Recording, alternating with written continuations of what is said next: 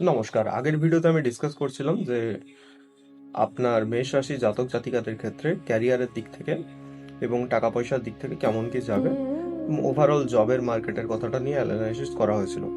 এবার আজকের এই ভিডিওতে আপনার যে বিষয়টা নিয়ে অ্যানালিসিস করা হবে সেটা হচ্ছে আপনার প্রেম সম্বন্ধ এবং বিবাহের যারা কথা ভাবছেন বা যারা বিবাহিত জীবনের মধ্যে রয়েছেন তাদের ক্ষেত্রে সিচুয়েশনটা কেমন যাবে। দেখুন, শুক্র কিন্তু আপনাদের সপ্তম ঘরের অধিপতি। সপ্তম গ্রহ কিন্তু আপনার তুলা রাশি, এবং তুলা রাশিতে শুক্র যেহেতু অবস্থান করছে সেই জন্য আপনার এই টাইমটা হাইলি ফেভারেবল যাবে, বিশেষ করে রিলেশনশিপের দিক থেকে। আপনি যে পসিবল ডেভেলপমেন্টগুলো দেখতে পাবেন, যেই যে জিনিসগুলো আপনার আগের থেকে বেটার হবে সেটা হচ্ছে এক, আপনার ম্যারিড লাইফ বেটার হবে।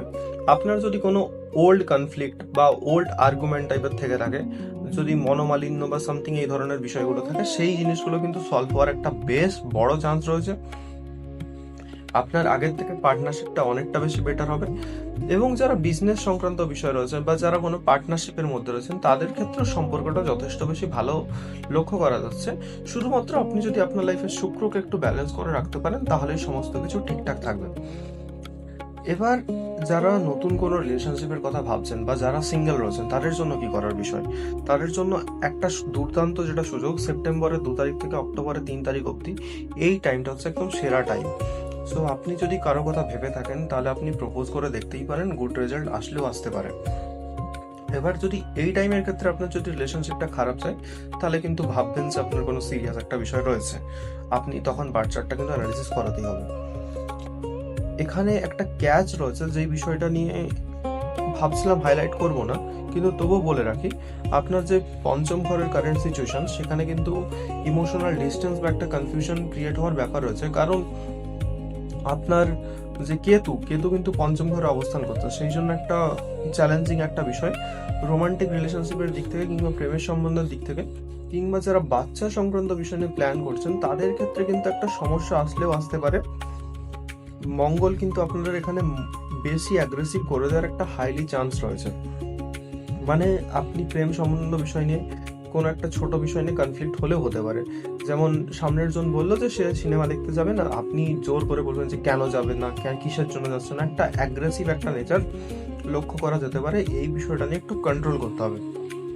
যারা ম্যারেজ বা পার্টনারশিপের ক্ষেত্রে রয়েছে, বিবাহ কিংবা বিবাহ সংক্রান্ত বিষয় নিয়ে বা ম্যারিটাল হ্যাপিনেস নিয়ে একটা স্ট্রং পজিটিভ ভাইব রয়েছে, সো তাদের নিয়ে খুব একটা চিন্তা করার বিষয় নেই।